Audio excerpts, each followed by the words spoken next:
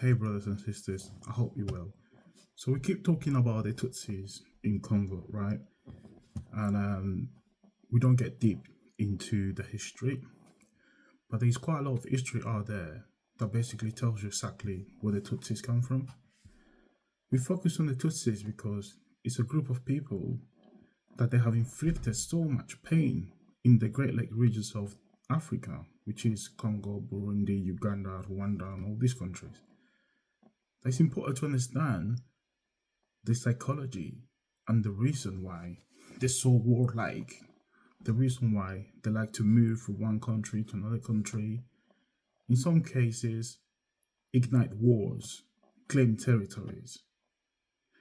Main thing to understand here is that the colonial times were important in order to understand the mentality and the claims. The phenotypes are really important. And if you're in Congo, you'll identify a Tutsi person really easily because it's not always, this is just a generalization, okay? But many of them, they tend to be tall, skinny, narrow nose, similar to the people that come from the Horn of Africa, like Ethiopia, like Somalia, like Eritrea, for example, and those countries around the area, okay? So that's why people basically say that they are not from those lands, which is actually true. They are not from there, although they migrated many years ago. But they came from there. In fact, they were escaping from an Ethiopian king that they lost the war against, and they have to flee with one of their queens down through the Nile, all the way to where the Nile starts, which is around Uganda, Rwanda. Okay, so the Tutsi people in Congo, they have a complex history, which is linked to regional migration, colonialism, and loads of conflict.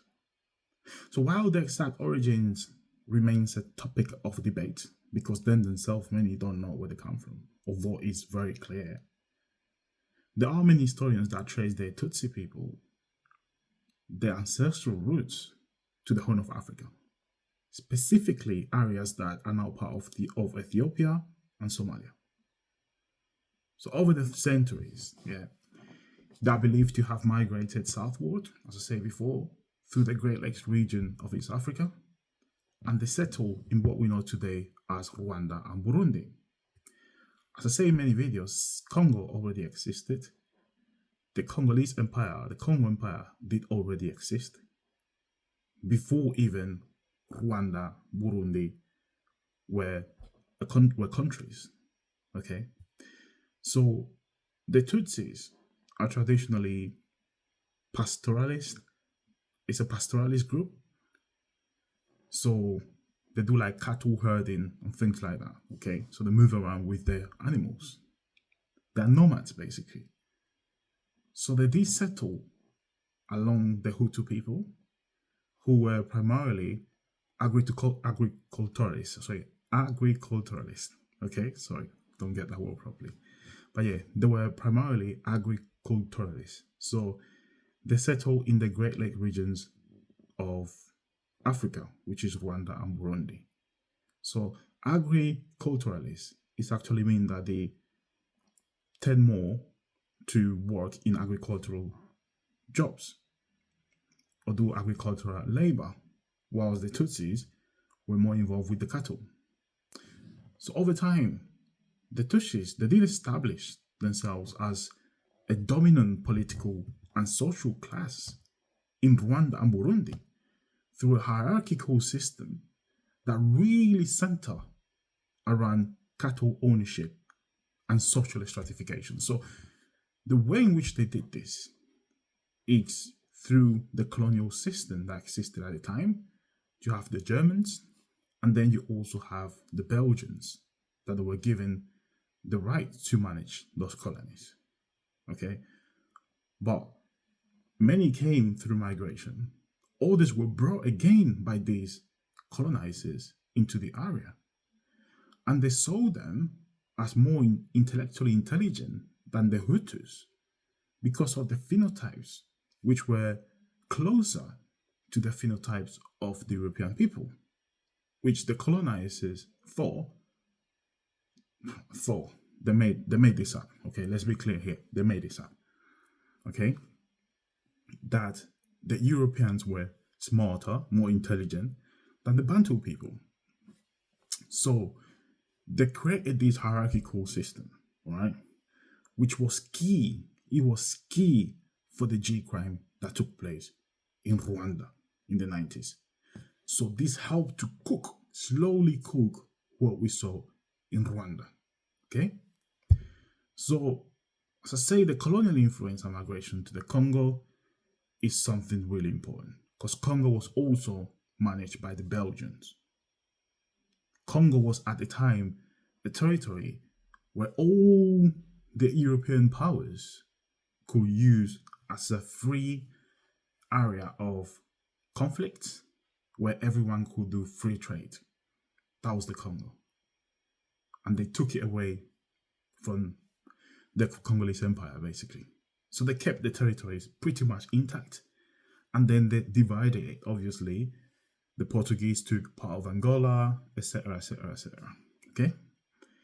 So, during the late 19th and early 20th centuries, European colonial powers, as I said before, Germany, Belgium, they did reinforce the Tutsis' dominance in Rwanda and also in Burundi. Okay, also in Burundi, exacerbating the ethnic tensions between the Hutu and the Tutsis in these two countries.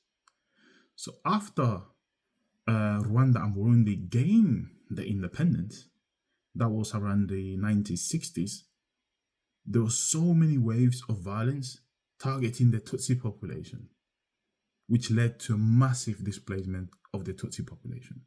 And this is linked to this hierarchical stratification, division that they did in the country, where you have a Tutsi minority that come from different lands that settled with the Hutus that also came from different lands, right? And they both met in Rwanda. But the Hutus were already there. And then they created this hierarchical system, right? And when you have the majority being oppressed by the minority, as soon as they have a chance to give back what the minority has been doing to them, they would do it. And this is what happened during the 60s. So many Tutsi refugees, they fled to neighboring countries. That's including the Democratic Republic of the Congo, which at the time was called the Zaire. They also fled to Uganda. They also fled to Burundi and other neighboring countries. So the presence of Tutsi refugees in the Congo became a source of tensions, particularly after the 1994 Rwandan G crime, in which approximately 800,000 Tutsis were unalive, according to the dominant narrative by Hutu extremists. Although many Hutus also lost their lives, okay? There were also Tutsis on the side of the Hutus, unaliving Tutsis. That's why many people say that this was a civil war, not necessarily a G crime, because you have people from both artificial ethnicities on both sides of this G crime or this civil war, whatever you want to call it.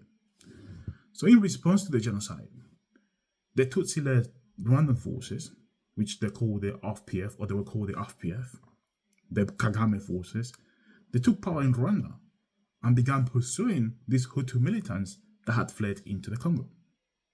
Okay? What they call the FDLR and all that stuff. So this led to the First Congo War in the 1996-1997, where Rwanda and Uganda supported a rebellion led by Laurent Désiré Kabila, which eventually overthrew Mobutu Sese Seko, who was the guy in power, the guy who killed Patrice Lumumba with Western intelligence. Well, these two removed him from government into exile. Then you have the Second Congo War, 1998 to 2003, which followed after with Rwanda and Uganda continuing to back Tutsi-aligned militias, okay, such as the Rally for Congolese Democracy, which was called the acronym was RCD, and later the March 23 movement, which is today the M23. So you can see all these continuous incursions into the Congo, all these wars in the Congo to control the politics of the country were led by Uganda and Rwanda, by Tutsi people. So they messed up in Rwanda, and then they went to, actually, let me explain this properly. They messed up in Uganda, they messed up in Rwanda, they messed up in Burundi, and now they're messing up in the Congo as well, and in Mozambique. Let's not forget that, okay? So this March 23 movement, the M23, is the ones we see today on the TV, okay? So they've been there for a long time, since 2003 or even earlier than that, all right? So in the current situation, we have Tutsi communities that remain active in parts of the Congo, particularly in the north and the south Kivu. So you have these Tutsis that came, those who have some fightings with the Ethiopians and the Somalians, their brothers and sisters. They came down migrating before the colonial powers came into the territory. And some of them did settle in the eastern part of the Congo, okay, in South Kivu, to be specific. They settled there. They were not from there. There you have these Mulenge mountains, okay, which are in the Congo. And these people decided to call themselves Banya Mulenge, just to appear more Congolese. But they don't speak any indigenous Congolese language from any of the hundreds of tribes that they have in the country. They speak Banyarwanda or something like that, which is a language that obviously it comes from Rwanda. Okay? They understand each other. They might differ in certain words, but they understand each other. All right? So there are many of them there. Those are the ones who came before the colonization. Okay? Then, to distinguish themselves from the ones that came during colonization and after the G crime in Rwanda and the civil wars, they called themselves Banyamulenge. Well, these people, although they consider themselves Congolese by nationality, because the nationality was given to them by Mobutu Sese Seko, and he used them as well in many wars, although the nationality was given to them, most of the times, every time there is a war, they always side with Rwanda and the Rwandan interest. With this M23 movement, they reach a peace agreement with the Congolese government and allow them to be part of the army. They allow them to be part of the government as well, high officials in the government. Although they claim to be oppressed, these guys are in really good positions. That explains the reason why many officers, officials in the eastern part of the Congo, as soon as the M23 came, they just shook their hand, they dropped their weapons, and they crossed all the way to Rwanda with their brothers and sisters. Okay? So, the legacy of these conflicts and the ethnic divisions between Tutsis and Hutus and other Congolese groups continue to bring instability to the eastern part of the Congo. The Tutsi-aligned militia, like the M23 and others, have resurfaced in recent years. Okay, they came back, they left, they came back again. Every time they get support, financial support from Rwanda, or every time Rwanda needs them, they'll come. Every time Rwanda receives aid from Western countries in order to keep hand grip into the eastern part of the Congo, okay, the M23 comes up. It's no more than a cover to justify the activities that are taking place in the eastern part of the Congo.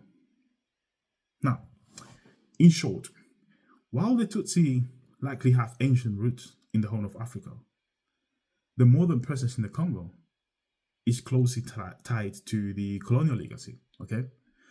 And also to forced displacement and to the geopolitical fallout of the Rwandan G crime and the Congo Wars.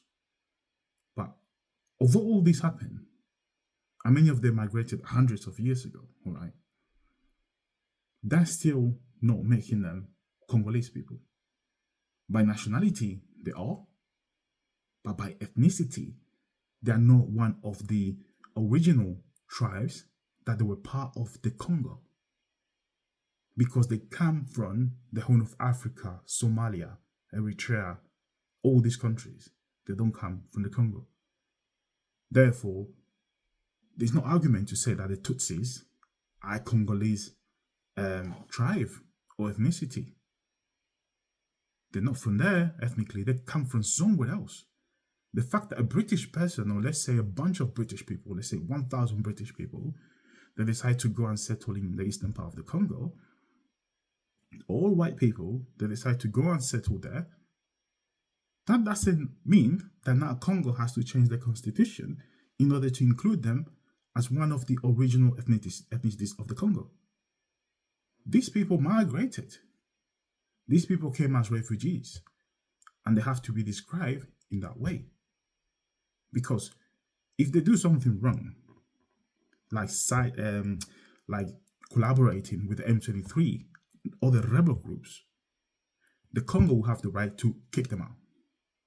Because you can't go to someone else's country to create problems and to invite the neighbor, which has really bad malicious intentions, to come in and then make up some kind of story about you being abused by the government in order to justify the actions of the neighbor.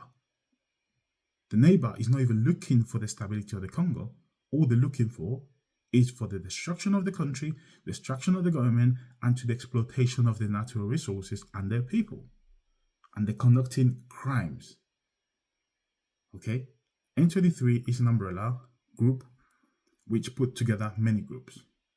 But mainly individuals that are part of the M23, they are Rwandan Tutsis. That's what they are. Okay? So, I just wanted to provide a fact here, because we get many Rwandan people coming with so made up histories about Rwanda, some territory in the Congo be taken from Rwanda, when Rwanda did not even exist, when the Congo Empire was already there. When the colonizers, when they arrived, they found the Congo Empire, they didn't find any Rwanda there. Some Tutsi king made up that name of Rwanda, and he shared his ideas of expansionism with the colonial people, and that's it. It was all an imagination. It wasn't based in reality. So now you have many Tutsis from Rwanda taking this dream from this Tutsi king and making people believe that that was actually history, that was actually a fact. When it's not like that. Not even the colonial powers recognize that history, that they claim that part of the territories in the Congo, which happens to be the richest ones, were part of the so-called Tutsi Empire or whatever, or part of Rwanda. Okay? So, just wanted to share this with you. If you like this video, please like it, share it, bookmark it, and as always, I'll continue informing you.